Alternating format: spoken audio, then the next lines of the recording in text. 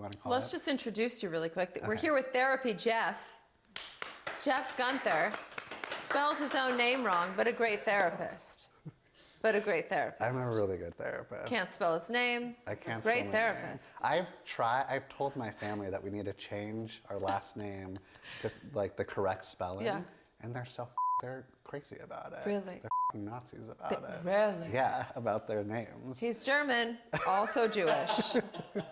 Also Jewish. So yeah, I am Jeff Gunther, the internet's therapist, and I'm happy to be here. Yeah, I'm so happy that you're here. I binge your videos. Do you? Oh yeah. Oh yeah, I You watch should. them all the time. You come up on my For You page all the time. I feel like I know you. I can't stop making content. I'm going viral all the time, babe. It's It's I'm a big incredible. deal. So okay, so therapy. Why are you a therapist? What happened? What happened to you? What happened to you, Jeff? I tried so hard to not be Okay. a therapist. Okay. I was supposed to be a Major League Baseball player playing for the Chicago Cubs. No way. Actually, the Cubs are my favorite team because my family is from Chicago. They grew up in Chicago. Downers Grove. Oh, Morton Grove. Okay. Wow. Yeah. Don't know, but I'm sure it's close. They both, you'd think that they're Okay. probably next to each other. You would think, Yeah. but So mine I'm sounds really- more depressing. It does. Yeah. I think Morton Grove and Evanston. Oh yeah, Evanston Evanston a is place, 30 minutes right? away from. Okay. Yeah. Yeah. So I was a baseball player all throughout my childhood. I was very, very good. Can I guess what position? Yes, you can. Don't fuck this up, because I'm obviously this position. Second base. Yes. What? Wait, are you serious? I'm serious. I'm No. a second baseman. I played second base because my favorite Chicago Cub, But Ryan take a Sandberg. minute to Yes. just go, wow, Laura, you're amazing. You're amazing. You're amazing. Am I psychic? You know, one of my favorite first date questions is, I would say to you, I'm thinking of a number between 1 and 6. Okay. And I'm going to telepathically send it to you. Okay. And then I do that. Okay. So I'm doing that right now, but maybe we shouldn't do it because I don't want to up your Don't whole. ruin my moment. Yes.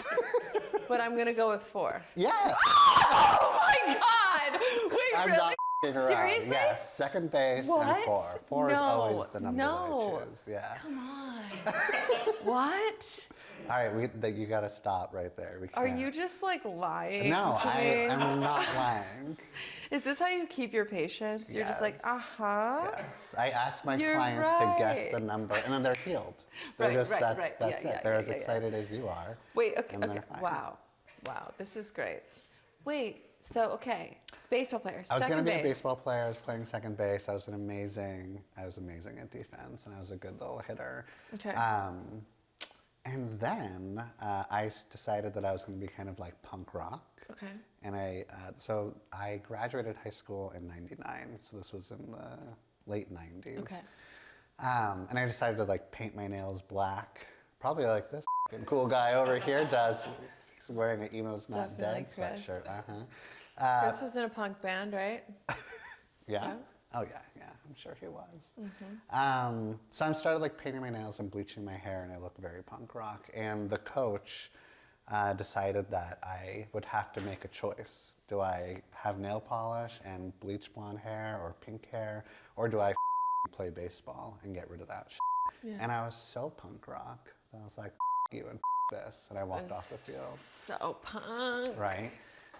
So I could have been a Major League Baseball player, unfortunately. But you decided to be a rebel instead. Exactly. Whoa. Uh-huh. Whoa. So that Also, dream went down the baseball toilet. doesn't really have a long shelf life, does it? No, not Right? typically. No, yeah. So I probably would have made millions, though. And I could have like squirreled it away a little bit. Right. Yeah.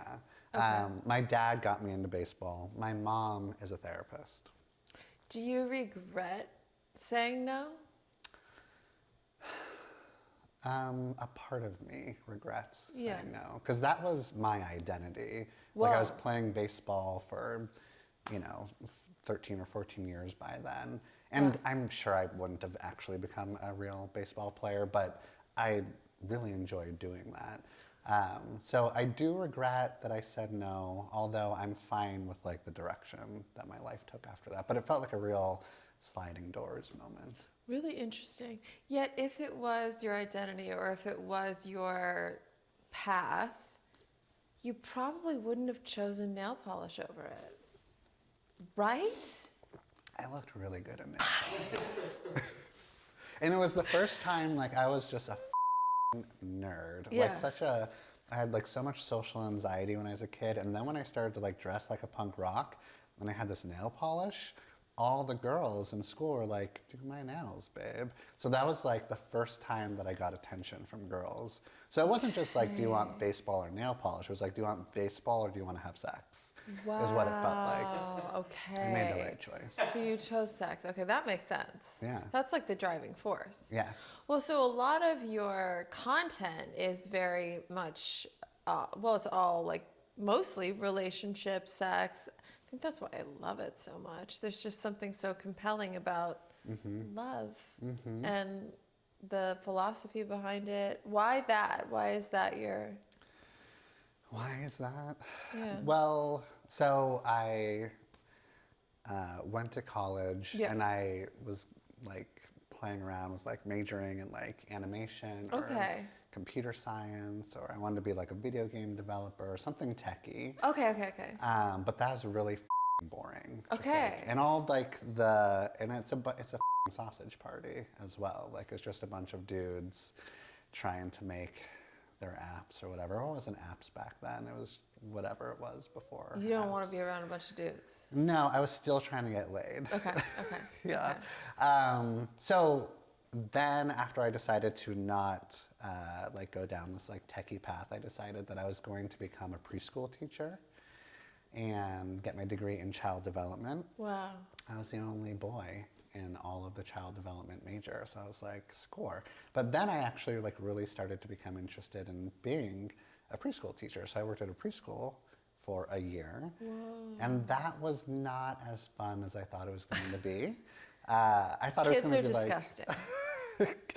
Kids are f***ing gross. They're disgusting. It was more like, if you're a preschool teacher, it's more about like classroom management and not like lesson plans and fun and naps. It's like, don't f***ing kill each other sort of thing. Keep them alive. Keep them alive, which is not like interesting. Yeah. I don't care if they're alive or not, is what I'm saying. Right, Yeah. because they're disgusting. Exactly. No. So after a few like wandered into traffic, I was like, I'm gonna stop doing this and follow in my mother's footsteps. Yeah. Wow. And become a therapist. Okay. And then? And then I did that, and it was really interesting, and I was pretty good at it. It's mostly, you know, like just like developing a relationship with a client that you can like, you know, they feel safe and secure, and they feel like I understand them, and I'm empathizing, and I'm doing some analyzing, trying to like put shit together, understand why they are the way they are. Yeah. And that's just like interesting stuff. And so but I first specialized in like family therapy. Okay. And I taught parenting classes, but I was just a baby. I was 24 years old, like teaching parenting classes, and all these parents are like, who the f*** are you? What the f*** do you know? Right? Would you take advice from a 24-year-old? Absolutely not. Right? With no children? Exactly. No children. No. No children. Literally. Don't want f***ing children. There you go. Who's you this couldn't guy? have had a worse Right? job. Yeah. Yeah. So I wasn't really being taken You were just seriously. giving terrible advice to these parents. And the parents were also like mandated to come to my parenting class, so they didn't want to be there in the first place. That Have you sounds ever really been mandated funny. to go to a parenting class? No. Why would that happen? Because they're bad parents. Oh, I love that you assume that. You're like, you must have been mandated. I feel like you must have. Yeah. Oh my like, God. have you been mandated? Jesus. You give me mandate vibes. You've been mandated, right? Right. No. No, good. Thank you. Although no, I'm not judging the parents, I'm judging the parents. You're a little that was bit the problem. judging. Is that But I like, was what do judging. they do to get? What do they do? Oh, Someone call CPS? someone calls CPS, Okay. there's neglect or abuse or addiction. Like they should really be going to parenting classes, definitely. Yeah. And they want to have a relationship with their kids. Yeah. And so I was like, this is how you do it, guys. Listen to me. Uh-huh. And they're Wow. like, get the out of here, Yeah. dude. Yeah. Yeah. Wow. Okay, so you did that. And then that was a train wreck. I stopped like focusing on parents. And I was just like, I'm gonna open up a private practice. I'm only gonna see adults that don't have parents. And that's not true. Yeah, yeah. So mostly like people in their 20s and 30s started to come to me for therapy, and they're all having like relationship issues, as you do in your 20s and 30s, and you know, for all your years, but And especially 40s. Yes, yeah, it keeps going. And 50s. And 60s. Yeah, And 70s. yeah, and then you're dead. And then you're dead. And then you're dead, and it's the sweet, sweet relief of death. Kinda. Yeah. That's kind of exciting, a little bit. What do you think happens when Death? you die? You know, I don't know. But guess. Like, take a guess. Or let me know if you want me to tell you what happens when you die. Okay. I know you know. You're Therapy Jeff. Of course you I know. know everything. Yeah. That's his whole thing, is that he knows everything. But I did guess for and second base, so I kind of know You probably everything, can too. guess what's going to Like happen. the sad realist in me, or like former atheist in me, goes, nothing happens. You just go back into the earth. Like, that's it. Is it just like blackness? Is it like no It's consciousness? nothing. Yeah, no consciousness. It's no consciousness. That's like, there's a part of me that thinks that, and then I like to have fun. Sometimes I like to think whatever you think happens to you when you die is what happens to you. So like, we're the co-creators of our lives. So if we can manifest things here, like maybe, just maybe, we can manifest what happens when we die. And whatever you think happens, happens. So don't think That's your nothing. reality. So don't think nothing, right? Yeah. Yeah. So then but then it's like, I don't know. Like, I sometimes I think reincarnation, but I don't know. I guess I haven't figured it out yet. But you were a former atheist? Yes. And now you're... Agnostic. But I believe in a higher power. I just don't know what it is. I'm in a recovery program, and I kind of learned to pray and surrender and meditate in that, and it was helpful. And even though I didn't necessarily believe in a God, certainly not a religious God, but I do believe that there's a power greater than us. I like to define it as love, or the power of life itself.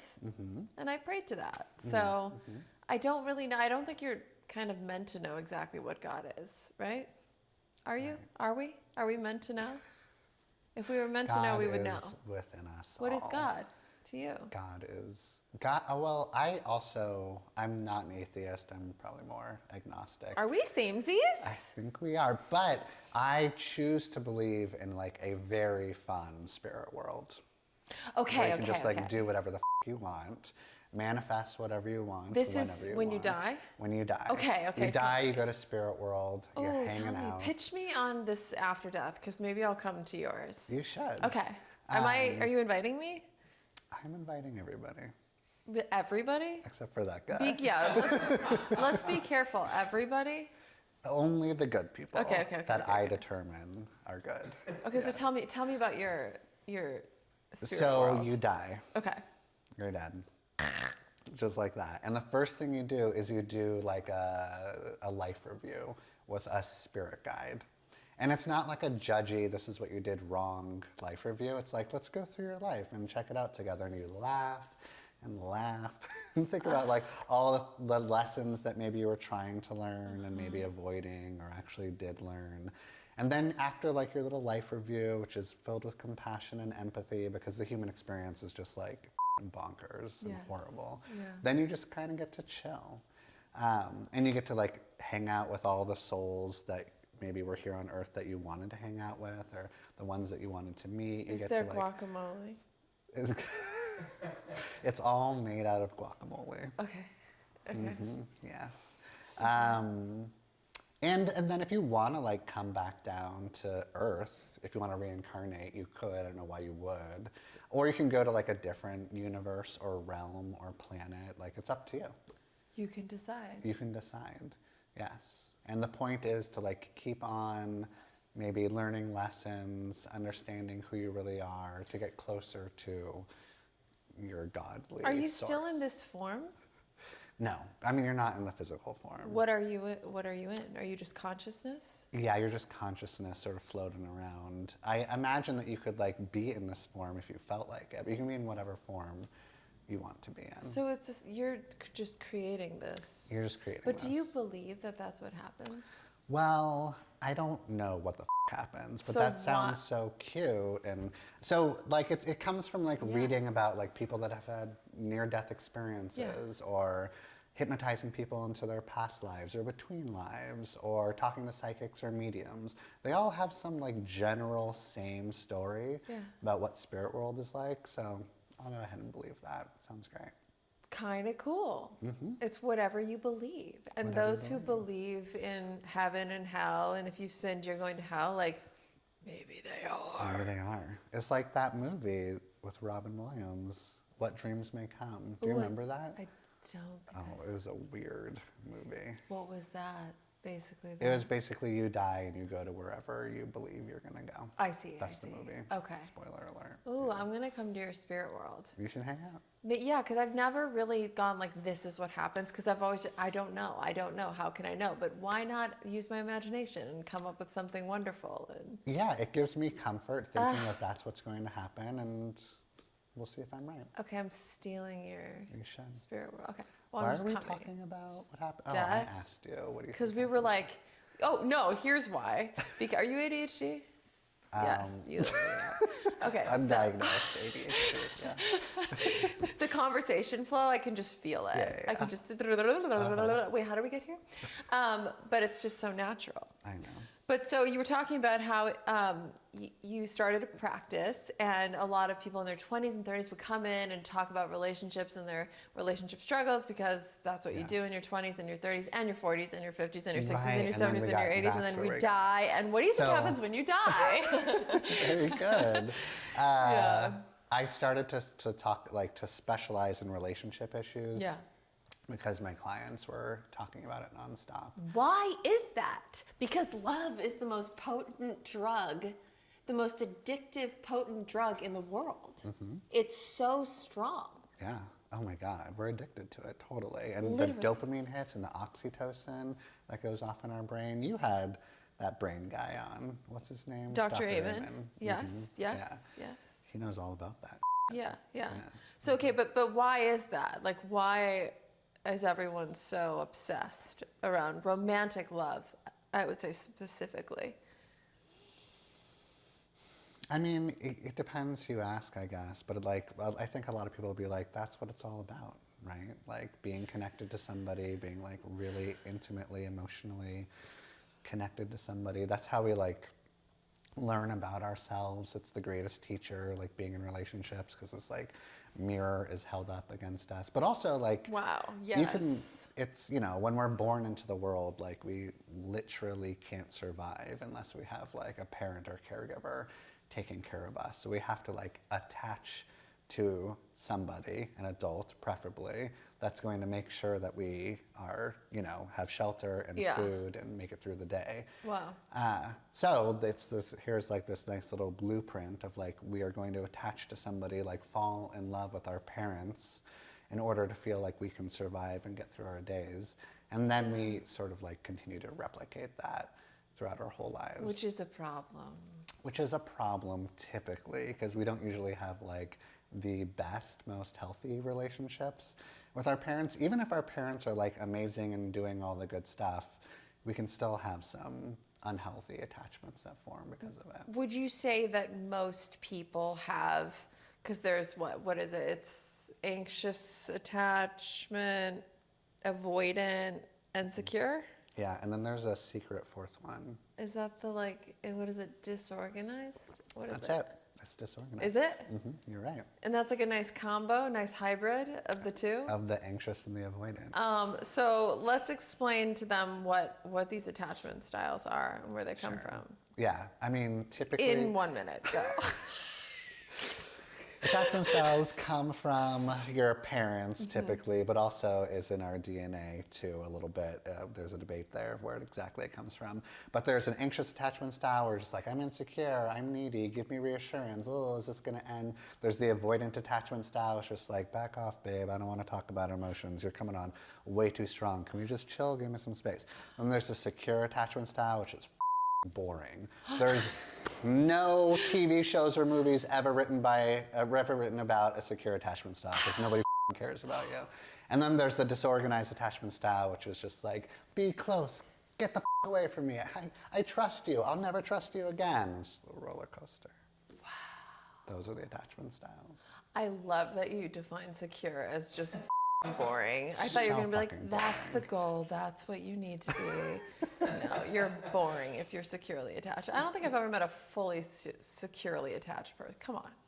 And they're not even, I mean, they're out there is what they say, but like they're in relationships forever. So they're not even like in the dating field or pool.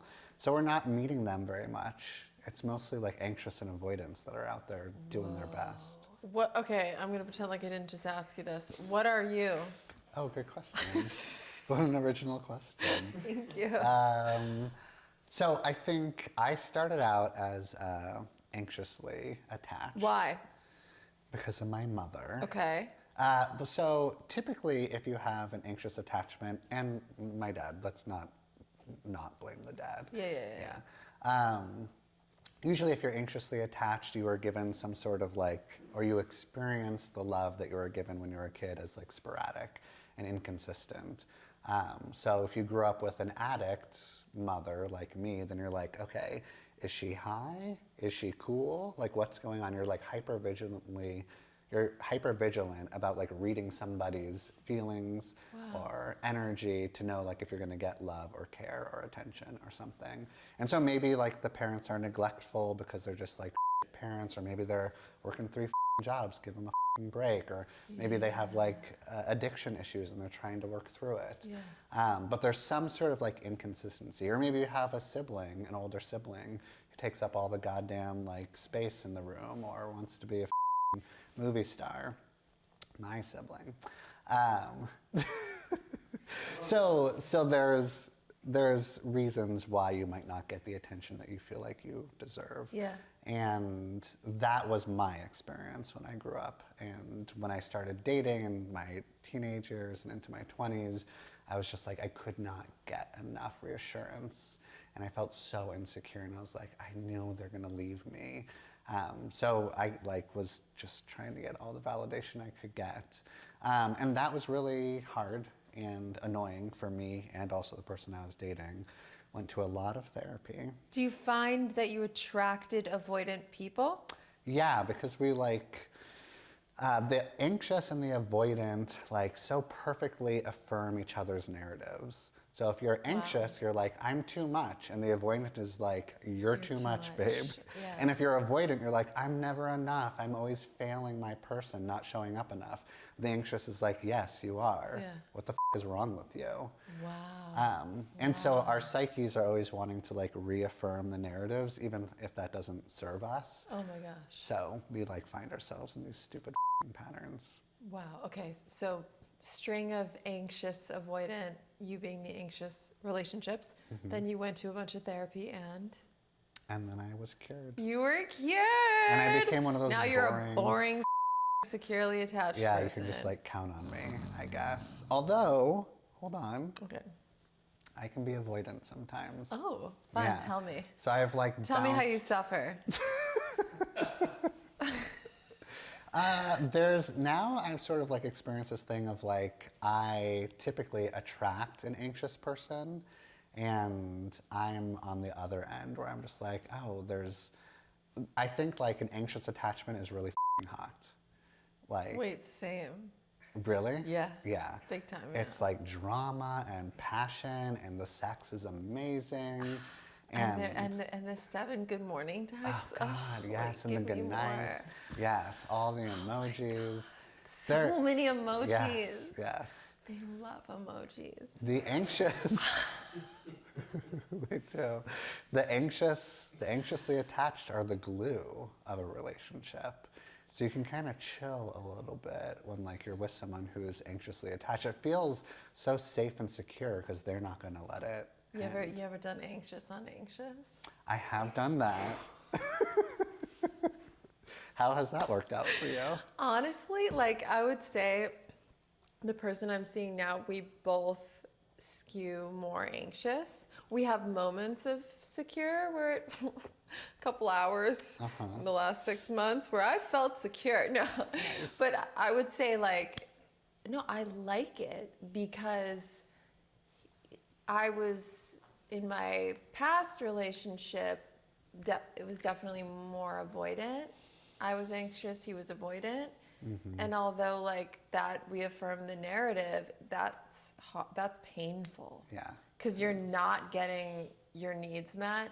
And I think I like not demonize myself, but I judge myself for being anxious and being, oh, I'm too needy.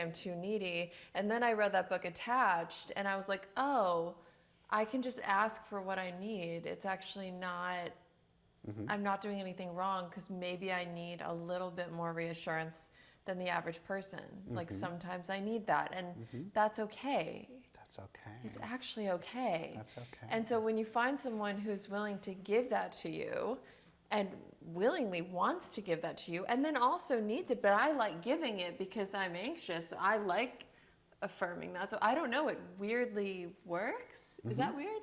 No, that's great. I love that for you. So many emojis. So many. Yeah. Okay. But wait, so you were saying string of therapy, you became secure for a bit, and now I think that I'm still secure, but I've been getting some feedback from the women that I date. Really? That they are experiencing me as more avoidant. So I am just gonna take their word for it. I think I'm more secure, but they say I'm avoidant, so I'm gonna look into that. Because it's interesting, like you said, it's like depending on who you're with. So, and there have been times even in this relationship where I found myself actually, which is why I say sometimes I'm disorganized, like I'll become avoidant from here and there. Like it does vary. It changes, doesn't it? Yeah, it totally changes. And that's, so one of the things about the book Attached is that they don't really talk about how it changes. They sort of talk about it in a way of like, this is who you are and that's it forever. I like Attached, except for that. They also don't talk about the disorganized attachment style very much at all, which is the most interesting. Yes. And I get the vibe from that book that they're just like, if you're anxious, just avoid avoidance. Like, do not get into that relationship, when in fact, it can be a very healing relationship. That's really cool. Yeah. Because it forces you to look at, like, why do I need this? Yeah. And what needs to be healed in me. Totally. And if you can, like, have more compassion for the opposite attachment style and learn to, like, you know, the avoidant is typically, like, needing to be more open emotionally and sit with, like, those uncomfortable feelings of intimacy. And if they're up for learning how to do that, then there's a lot of growth opportunity there. And something that we forget is that, like, avoidance also want to be in relationships just as much as an anxious. Yeah, do you not believe that? They just don't show it. They just don't show it, but they are craving it just as much as anybody else. Yeah. So no, I believe take it easy on the avoidance. Take it easy on the avoidance get a bad rap. You know how you can. Here's a little tip. Okay. If you're like trying to figure out if your first date is an avoidant, see if you can like casually ask them about their childhood. Not like give me the whole story on your childhood, but like ask them questions about their childhood here and there. What toys did you play with? What TV shows did you watch? Which family member did you like the best? Whatever. If they're like consistently saying like, I don't remember my childhood, they're probably an avoidant because they weren't getting their needs met. They weren't getting the love and attention and affection on any sort of regular basis. So they just sort of like checked out. That's how they coped. That's how they survived. And they're probably still doing that as adults. Do you find people people that you've seen have gone from anxious or avoidant to secure? Have you seen that transition? If you were one of my clients, then we'll get you there. Yes. I have seen that transition. So you make people boring. That's what you do.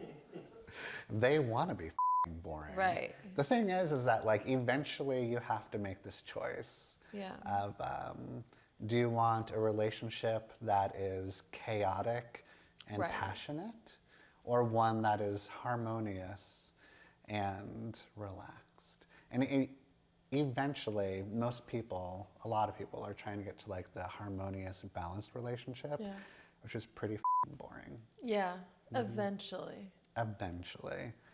Yeah. How can you tell if you're being loved bombed versus if a genuine what?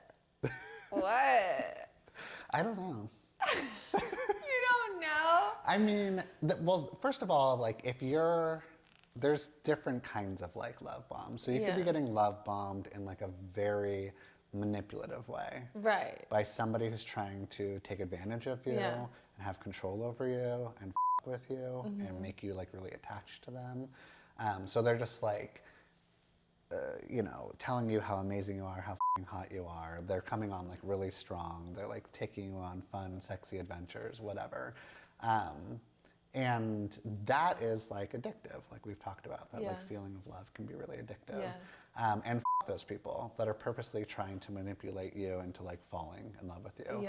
But then also there's just sort of like this accidental love bombing that we do, where we really fall for somebody, we're in the honeymoon period and we're just like, oh my God, you're the best. No, you're the best, sort of thing. And you're technically kind of like love bombing each other because maybe you're not giving each other space to breathe or days in between or something like that. But that's kind of like, a little innocent. It's a little innocent. I feel, have you love bombed unintentionally? Oh, for sure. Samesies. I've love bombed and been love bombed before. But not in the manipulative, malicious intent way. No. Right? Because No. there's like, when people talk about love bombing, they talk about it specifically like, it's a narcissist who's out to get you. Right. It's pretty rare. That's pretty rare. It's pretty rare. And if you want to get like really clinical, technical about it, like to be diagnosed as a narcissist, like that's a really difficult diagnosis. Yet somehow everybody's ex is a narcissist. Yes. We're all dating one. the same guy. Right. Just the one narcissist. What's that about? Well, I think, they're very charming. Somebody who like skews more narcissistic or who is actually a narcissist. Or just has traits. Yeah. And we all have like a healthy bit of narcissism inside of us all. Agreed. But if that is your identity, if that is your personality, then it can become problematic. It's the lack of empathy that's like the real It's the lack of empathy. Yeah, exactly. And it's also, so there's another personality disorder that's very close to narcissistic personality disorder, which is antisocial personality disorder. Ooh, tell me about that one. And that's not like, I don't like to be social. It's not, which it sounds like. It's named poorly. It's more like antisocial, like I have no regard for who you are as a human being. I'm going to use you to get what I want, whether it's sex or a promotion or to like f around today. It doesn't even matter. Like they're just so like centered inside of themselves and have like no empathy. And typically if you're narcissistic or if you have antisocial personality disorder, you've had a very traumatic upbringing. I would think. Yeah. So you can try to find compassion for them, but it's hard because they're such f***ing assholes. But it's survival for them, it's right? Survival for them and just like for the rest of us. Yeah. Well, like as kids, I would say, being neglected to that level, they had to learn how to like shut that off, right? To survive, or no? I'm just making things up over here. I'm just making things up. They so severely had to like shut off their emotions and empathy and compassion and regard for human beings in order to get through the day because shit was so f***ed up that they became narcissistic. But can they recover from that? I mean, us therapists would say that like if you're diagnosed with a personality disorder, it's pervasive. All personality disorders are pervasive, which means they never go away. which means that if you do have a personality disorder, then you can learn how to manage it and understand how it might be affecting people and with your relationships. But it's like so embedded inside of you that it won't go away. Have you had a client where you thought, there's nothing I can do to help you? There's absolutely nothing I can do. Yes. Tell me more. Well, and it's also like, I mean, I've been a therapist for almost 20 years. Okay. So I've had many, many clients. And as a therapist, it is my responsibility to figure out if I can like treat somebody. Yeah. And I could like help them. And if I can't, then I have to refer them to a therapist that I think would be a better match. The clients that I always refer and never take because I have strong reactions to them and I can't stand them is men who are physically abusive. I don't want to with that. Oof. There's people out there that like know how to treat you and Yeah. you should go. I also don't treat pedophiles, although like they deserve to get help and get cured and not do that anymore. Right. But there's just like some things that I can't talk about. It's too upsetting or disturbing. Oh yeah. There's also like every now and then I'll attract a client who has borderline personality disorder. Tell me about that one. Oh, what is their tagline? Their tagline is, "I hate you, please don't leave me." And they will tell you that you're the most amazing thing ever. So in my case, it might be like, you're the most amazing therapist. Nobody's ever been as good as you. You're gonna like help me more than anybody. Oh my God, you're so much better than every other therapist I've ever seen. You're so good looking, you're so funny. And like all of these, like just showering me with like, and I'm just like, yes, yes I am. You're right. Oh my God, I feel seen. And then I'll do something to disappoint them. It might be little, might be kind of medium. I'll like say something where they just like don't agree, or I'm reflecting their emotions wrong, and then all of a sudden, I'm the worst thing ever. And they're just like, I can't believe you've done this to me. And as somebody like receiving that treatment, like I was on cloud 9, but I didn't even really know it. Like someone with borderline personality disorder is gonna like lift you up, and you're gonna be like, I feel seen. Nobody has ever seen me like this. And then all of a sudden they're like, nope, you're disappointing me. And then you feel like, no, it's just such a like long fall from grace. Wow. It's those clients that are really interesting to treat, are very challenging. You can only, most therapists think that like you can only have like one of those in your caseload at a time, because they one take borderline at a time. Yeah, because they take up so much energy, and there's so many boundaries that you have to create, and confrontation that you have to do, and your own therapy that you have to work on while you're seeing them. It's heavy. That's painful. Yeah, I'm not usually the best match for that because it's like such a roller coaster and it's exhausting. The idealizing and then the discard. Has that been done to you? Yes. Yeah. And it's so painful. It's really painful. It is. Because you just feel like, oh, I'm seen and understood, and this person lifts me up, and then, oof. Horrible. Yeah. It's horrible. And just like anybody else, like we're saying, those folks that could be diagnosed with borderline personality, they have had trauma in their life, and they've been trying as best as they can, and this is the personality that they developed in order to survive. Right. So we should have compassion for them. Now, are borderlines? Are they aware and like acknowledge their disorder? And say, I have borderline. This is what I have, a fear of abandonment. I think folks that have borderline personality, like, Are they self-aware? that personality disorder is the most self-aware Interesting. than any other personality disorder, I So would there's say.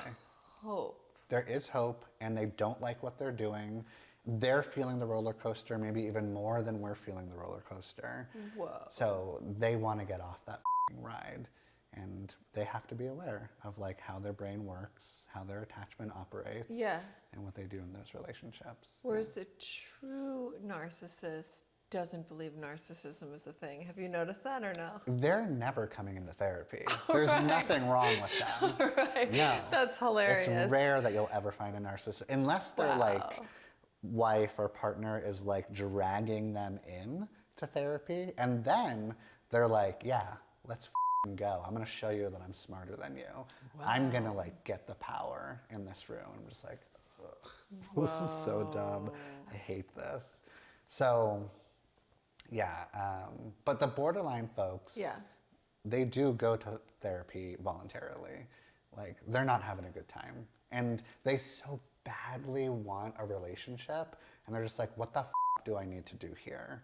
Because I don't know what's going on. So. What else do they do? Borderline.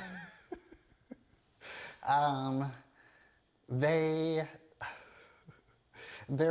what is that movie? Is it Fatal Attraction? Do you remember Fatal Attraction? Yes.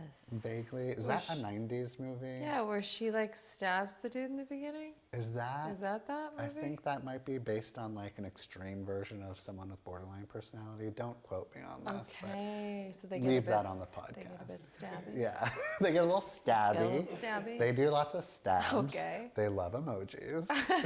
Really? Do they? They do. Wait, borderlines love emojis? Really? Yeah, they love them. We all know this. They love emojis. They like to do stabs. They're fun. They're usually smart. At least like very emotionally intelligent. Yeah. Because they present and kind of are like very savvy socially. Wow. Yeah. Interesting. I feel like I know some. I feel like I know some for sure.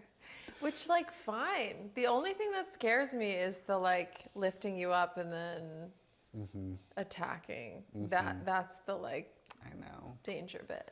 It is the danger bit. Yeah. And so in order to sort of, like, avoid somebody, to not get attached to somebody who's borderline, is you have to kind of, like, have a decent amount of sort of like self-worth and esteem, so that you're not attaching your worth to somebody else. Because if you are, that the struggle? Ain't that the struggle? Why is it so hard to do that? Do you know how many f***ing affirmations I do every f***ing morning and night? I love myself. I am worthy. I am significant. I am confident. I love myself all that stuff. all day and night.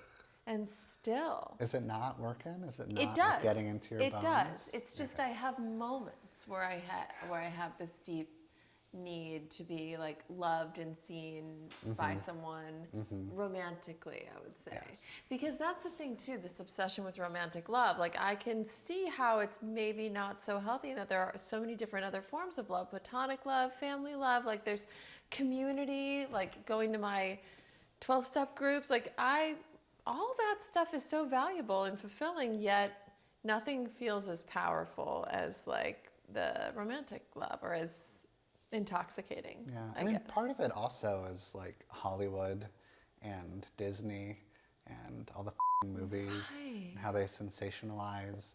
Like that is the real, true love. Like, going all the way back to whenever stories were first written. Yeah, right?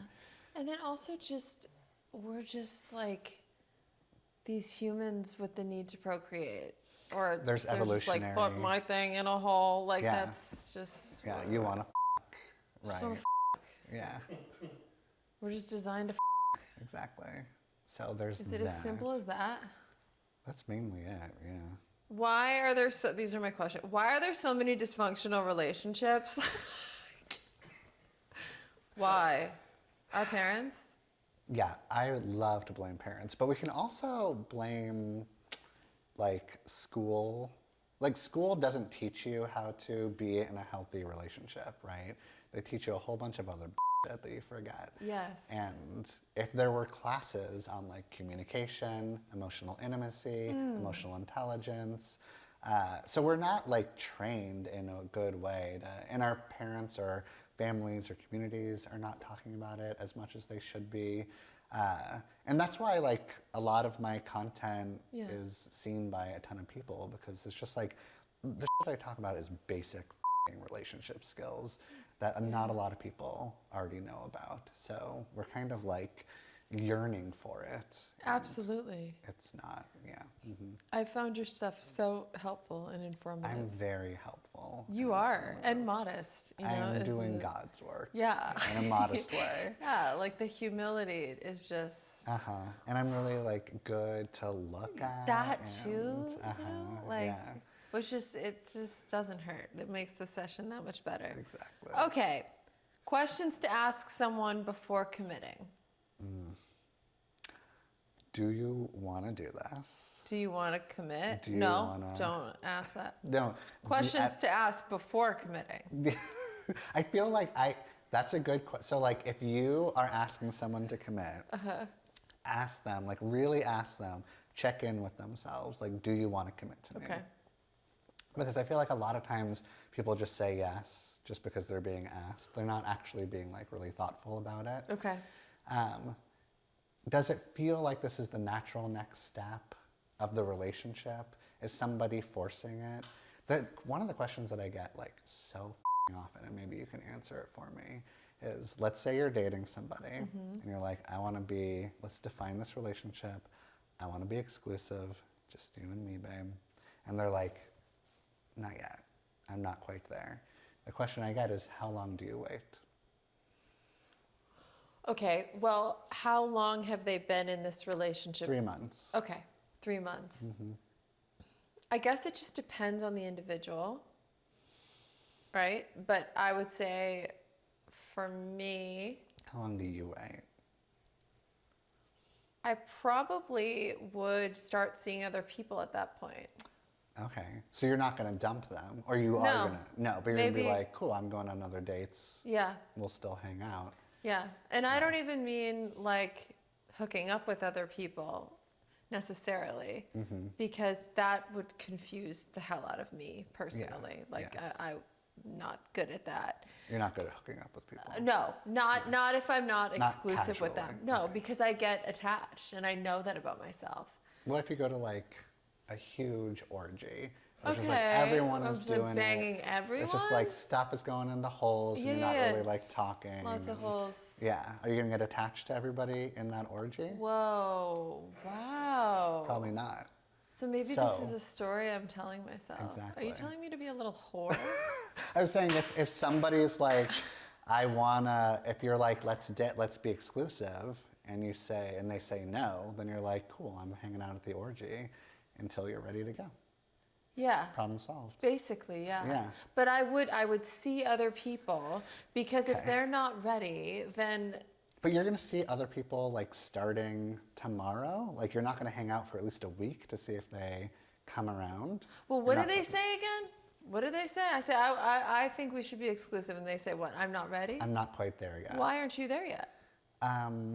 Because I just want to like take it a little slow. I want to be really thoughtful. To me, that means I'm not your person.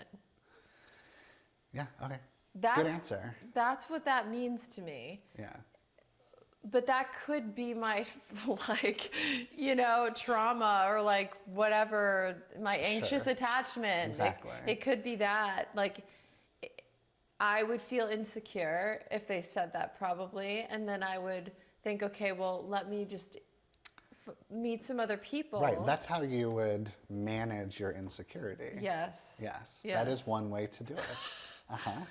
Yes. And that's not even like a bad way. Like that's a pretty decent way of like, fine, I'm gonna like spread out my attachments. Not or tomorrow, but I would be open to seeing other people. Wait, hold on. Are we exclusive before?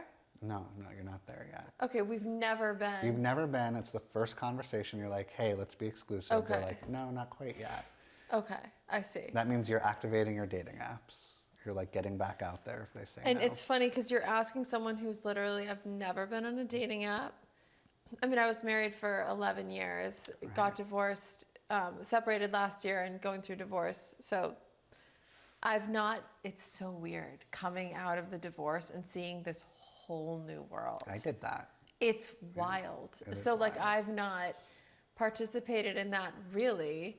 Purposely, you've stayed away from the apps, Yeah. or like you're not even interested. And, Yeah. Yeah. There were many reasons I didn't. I also have an addictive personality and felt I think they could become super addictive to some Oh people. my God. Right? Yeah, they're just as addictive as any other social media app. Right? Like, the dopamine hits you Oh get, my- the validation that you get, Ah, it's f***ing amazing. be Why like are you not on the crack. dating apps? Yeah. It'd be it's like so crack. good. Yeah, Yes. exactly. That's why I'm not. Well, and I'm seeing someone too, exclusively. Who decided to make it exclusive? So we met at a coffee shop like 6 months ago, and then Just randomly? yeah, in the wild. Wow. And then we were friends for 2 months. We just hung out. I'd see him at this coffee shop all the time, and we just developed a friendship, and there was a crush, definitely. And then, like, after 2 months, I think we had our first kiss, and, like, then made it exclusive shortly after that. That's kind of how. But it was cool because I got to really know him, Right. you know? Yes. Interesting. So wait, what would you say? How long do you wait? How long do I personally wait, or what do I Yeah. tell people when Yeah. they ask me this? Yes. What do you tell someone? So you're seeing someone for 2 months, you're not exclusive. Now what does that mean even? Is this a situationship? Up till then, I feel like you're just dating. It's Okay. not. I don't think it's a situationship unless you're like dating for a while and it's just not defined, and then it's just sort of like a. But if you're dating for a couple months, you haven't had a talk of like, what are we doing here? Whatever, that's okay. You're just dating. But are you dating other people too? Well, you should probably talk about that. Just like heads up, as we are dating, like I'm going out on other dates too. And Okay. I assume that you're doing the same. Right? Okay. Yeah. So you're all just sort of like dating, hanging out with people, but you're like focusing kind of like on one person. Maybe you have like All right. someone that you're feeling more attached So to. you're focused on this one person the most. You come to them after 2 months and say, I want to be exclusive with you. They say, I need more time. I don't know that I'm ready. What do you do? How long do you give them? How much time do you give them? I give them as much time as I possibly can until I start resenting them or acting passive aggressive towards them or trying to avoid them or subtly punish them. If my like behavior changes Yes. in a somewhat toxic kind of way, I've waited too long. This is not. Like now we either need to be exclusive or I need to end what we're doing here. And has that happened? No, I've never experienced that. If I've ever wanted to be like exclusive with somebody, they're like into it. So, Are you on the apps? well, not currently. Okay. Why? I got on the apps in January, and I found out that there's a lot of people who pretend to be therapy Jeff on like Hinge and Bumble. So I got onto those apps, and then my profile was flagged a bunch of times because everybody was like, this is a fake person. We see fake therapy Jeff on here all the time. So it wasn't working for me, and I had to contact somebody like high up in Hinge and be like, can I prove to you that I'm actually me? And they're like, oh, okay, sorry. So I had to like get through that. And then I was meeting people that all knew who I was. People were messaging me and they're like, oh my God, therapy Jeff, let's go out. And there was this weird power imbalance Yes. of like, they're like, I yes. can't believe I'm on a date with you. And you must be so perfect at dating. Like this first date is probably gonna be the best first date I've ever been on. The pressure. And yes, of course. Like, but still, like that's way too much pressure. And the like imbalance, like it needs to get balanced out, and oftentimes it doesn't. Totally. So it just hasn't really worked. And I was like open to like women that were like sliding into my DMs. Also not the best. Wait, idea. why is that not the best? Also a power imbalance. Yes, because why are they sliding in? Is it because you're verified? Is it because whatever? Yes. Is it? Yeah, like good for you for like shooting your shot. Yeah. But you're like already putting me up on a pedestal, and this is weird. And I'm going to like be a normal person that's gonna have flaws or imperfections or a red flag or two, and that's gonna be like hard for you to handle, possibly. Totally. And it feels kind of like if I was like a f***ing rock star and you're sliding into my DMs, like let's f*** around, who cares? But I'm a therapist, and I need to like kind of act like a professional therapist kinda, and not be sorta. reckless with like. You can't be a fuckboy.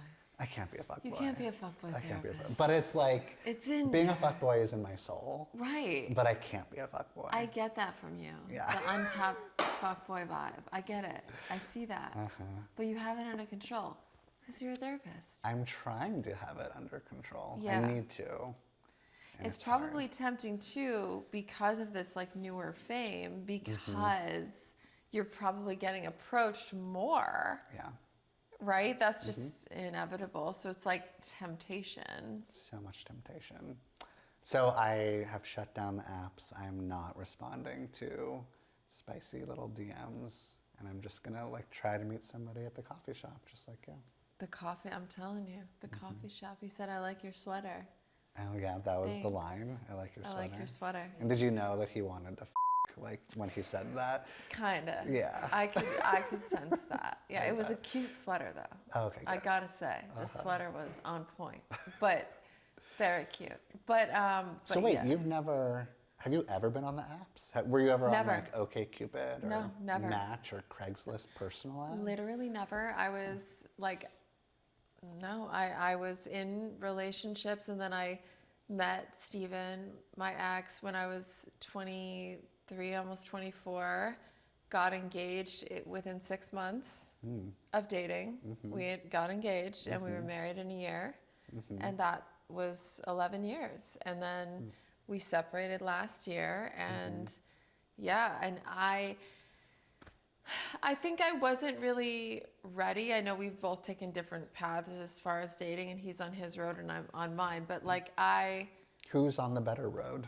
Who's like taking the higher road?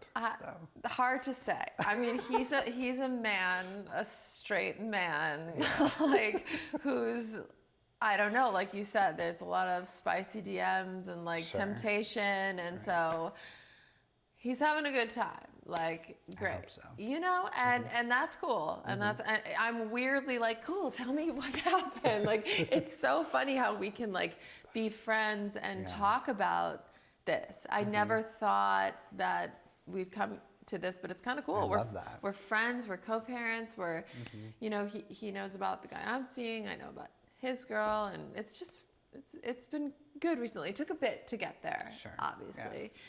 But anyway, my road was, I didn't go on the apps because like public figure, it felt, I don't know, strange. Did you think about Raya? Yeah, I did, but I also felt I would get addicted, and also, or maybe, and just, I don't know, it was like kind of scary. I just intuitively was like, let me Good just for you. stay off of it. I don't know that I want to go down that road. So I would meet people in the wild. I literally would just go to cafes, and I would sometimes approach them, oh, I like your dog, whatever. Or they would approach me, and dates here and there, but not too much, you know. I was also really healing this last year too, you know, so I wasn't like dying to go date a bunch of people, Right. you know, coming out of an 11-year relationship. Yeah, you Can want to imagine? breathe. Oh my God, yeah. But then I met this guy and we were friends for a few months, and then it turned into something, and we'll see, you know, it's just taking it day by day. Both anxious, but that's fun, I gotta say. Anxious on anxious, highly Yeah, recommend. I do not recommend avoidant on avoidant. No, you would never see each other. No, you just float away from each other. All of a sudden, you're not in a relationship and you didn't even know it. See, that's interesting. Or would you both love and value that independence? Be like, oh, someone who finally gets that I need my space. You do love and value it at first, but there's not enough glue keeping you together, typically. So, or, you know, it can work if you're just like, we're both really into our creative projects or career or something. So we need a lot of space, and we'll come back together because we do want to be in a relationship. But if it's because like they're scared of like emotional intimacy, Yeah, then it's probably not going to work out. right. But you should try. Like, go ahead. Go ahead, avoidance. Go find another avoidant. Spicy questions you should ask your partner tonight. It's those videos where I'm just like, ask right now. Yeah. That people love because What- I'm being dommy. You know, I'm 'Cause you're topping my being followers. dommy. Yeah. What's up with dommies and subbies? We all love, it's just like a fun, you know, like connection to be dommy and subby. Yeah. They fit so perfectly, like an anxious and an avoidant. So is anxious normally what? Anxious is usually subby, and not all the time, but avoidance are usually. I agree. I definitely agree. Yeah. Okay. What spicy questions? Spicy questions you should ask your partner tonight. Tonight. Tonight. Yeah, listen up, boys. Tonight. Ask your partner. Oh, here, I'm gonna give you questions that you kind of want to ask, but don't want to hear the answer to. What have you done with a sex partner in the past that you want to do again with me? Oh. Whoa. Because you're sort of revealing that you did some like hot thing. Which is so gross, honestly. Can you The imagine? fact that they've ever even looked at I another know, person makes right? me sick. I only It want makes me virgins. sick. Yes, exactly. That's disgusting. Don't take that off. That No. I shouldn't say that. Yeah. No. No, we're That's joking. staying We're on. joking. We're like. Yeah, we're definitely joking. Definitely joking. Yeah, But to absolutely. imagine that your partner has been with somebody else It's disgusting. hard It's to do. repulsive. It's repulsive. Yes, exactly. Would you ask that? Would you want to know? But you're advising people to ask that. I'm like seeing if that's what you would. I'm not technically advising people. You know, I would do that. I feel like there would be a hint of when he starts telling me what the thing was. Yes. But the mature person in me would want to go, oh, that sounds like fun and that's something that you like. So I would love to try that with you. Yeah. You know, so it's like the mature, elevated.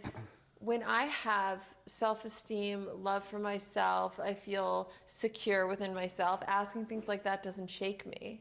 If I'm in like an anxious, insecure state, maybe that would, Totally. right? Yes. It just depends. It's a good test for you to see where you are emotionally. I'm gonna ask that tonight. You can I'll also report ask. Let me know how that goes.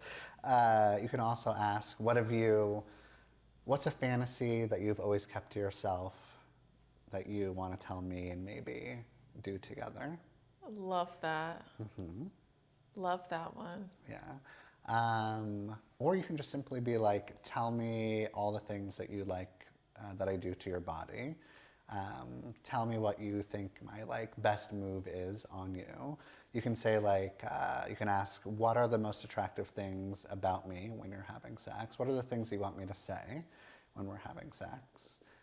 There's a lot of, whenever I ask that question, a lot of people are saying like, don't ask questions while you're having sex. So like, what do you want? Do you like this? Do you want me to go harder? Yeah. Softer? Because then it sort of like takes you out of the moment. So you're suggesting asking these things before? These are all, ask all these questions before. Yeah. Or ask all these questions like right after you do it. Oh, yeah. Yeah. But that communication is so important.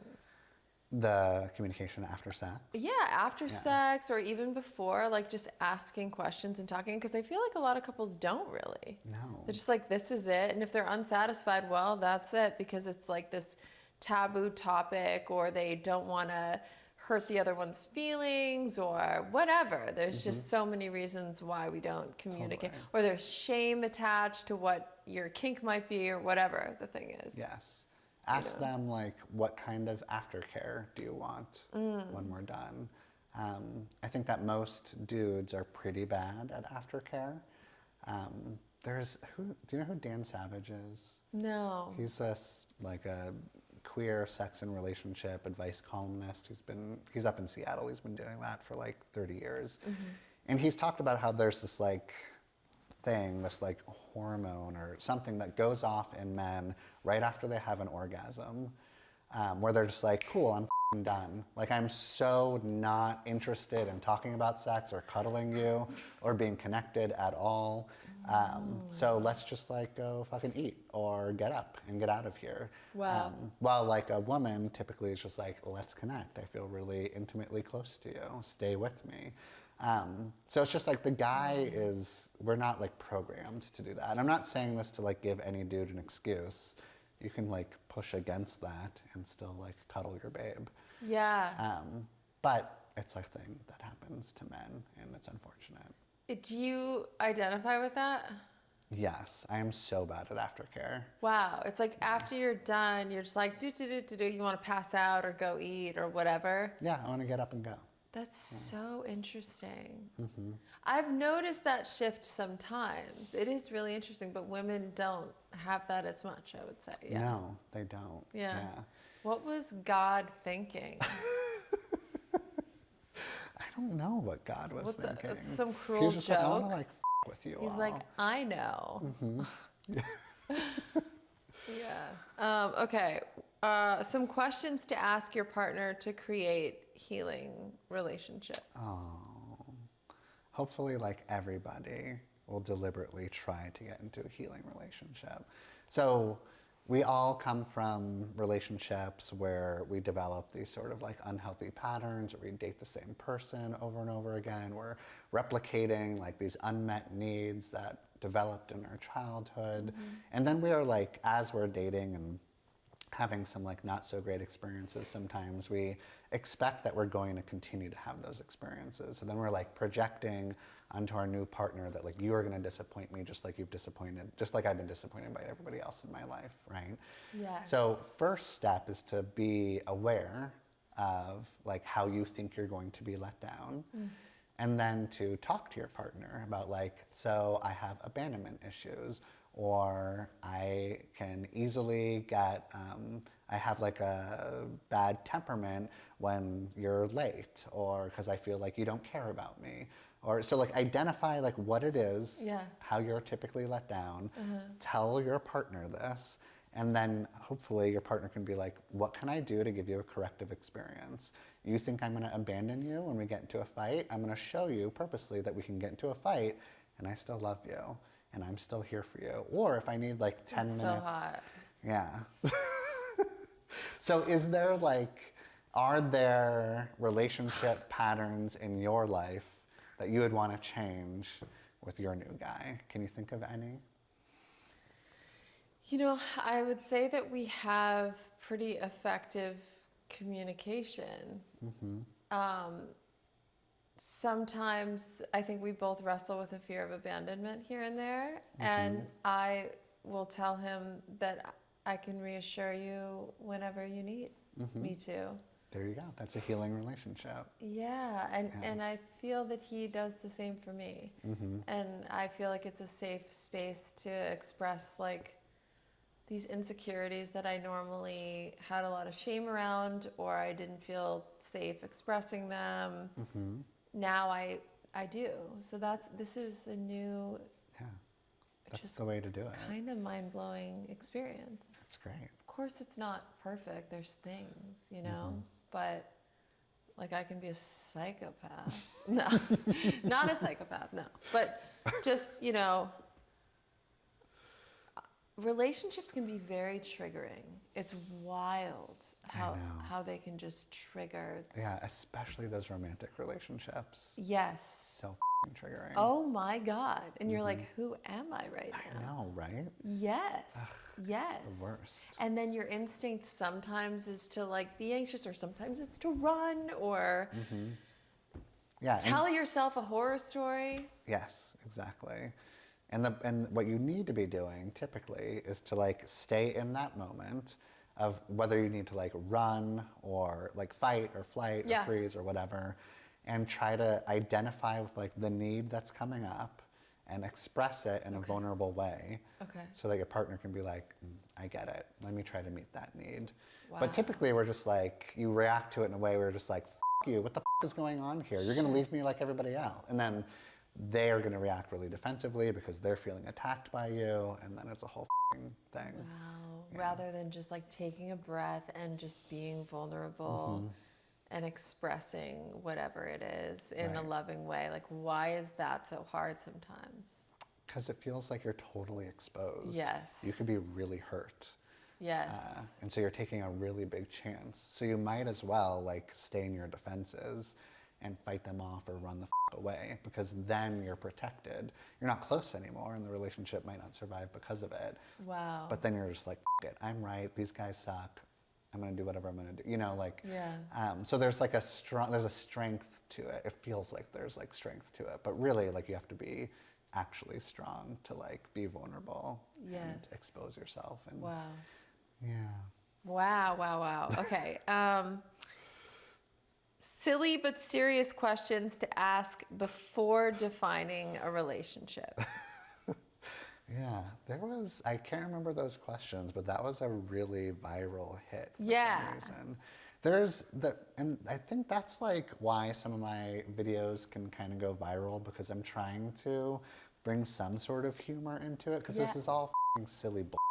We're Yeah. all just being like silly little We're idiots. just silly little Yeah. idiots. We Uh-huh. are. Yeah. We're silly. We're very silly. We are so silly. So silly. Wow. So wait, you don't remember the questions? No. It was like, would you rather have like 6 arms or like 3 buttholes? Like that kind of question? Which one? Those are more 6 arms with 3 buttholes. Yes. Are the buttholes all next to each other, Yes. or are they different places on my body? Oh, they're all next to each other. Just 3 buttholes. Yes. That sounds super efficient. And especially if one butthole gets like a little scratchy. That or like, sounds efficient. What about 6 arms? that feels like overwhelming and not attractive. I can hide my buttholes. You can't hide your 6 arms, right? All right, all right, all right. You want 3 Does buttholes? does like the poop come out like Of all 3. of all 3, or it's just one for poop, one for sex stuff, another for show, decoration, for piercings. for piercings? Yeah. You know, or you can have control. Do you have control over the 3? Oh, yeah. Yeah. Can you decide, I'm going to use my 2nd butthole today, give my 3rd one a rest? I feel like with practice, you definitely have control over, and then it can be like a fun party trick. It could be a very fun party trick. Have you seen somebody With 3 No, buttholes? with 2 buttholes? That's a thing. I'm sorry, with 2 buttholes? Yeah. You've seen 2 buttholes? I've seen 2 buttholes outta before. No. Why didn't you lead with that? Because we were talking about important stuff. We were trying to About like save the the war. world. Yeah. Therapy. Yes. 2 Two buttholes. Yeah. The 2nd butthole was not operational. What was it there for? Well, I think it was a birth defect. Okay. Yeah. But Couldn't use it though. you could put stuff into it. You and could put stuff into it? you can carry things in it. Carry things? If you want. Okay. Yeah, like the size of a butthole. Okay. Okay, like this coaster. You could. You could put what? You I'm could. just gonna take this with me. If you had like no pocket, all your pockets were full, Oh, my pockets are full. then you can just put that right in the 2nd Okay. butthole. All right.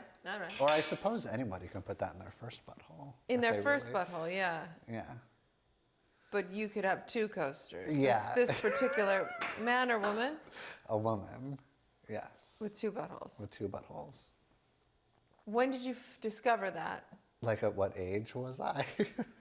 No, like how 3 minutes. Oh, she was like, you gotta see. You gotta see this. You gotta see my 2 She's buttholes. like, you have gotta see. You just Yeah. like met at a coffee shop and she's like, you gotta see this. Yes. Yeah. Okay. I Okay. was like, I don't even know what I'm looking at here. This is And then amazing. what?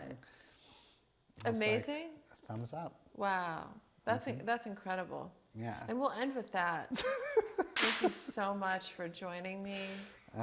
I really appreciate your honesty and your humor and your insight. And I love your content. Can you tell everyone where they can find you? You can find me at Therapy Jeff on Instagram and TikTok.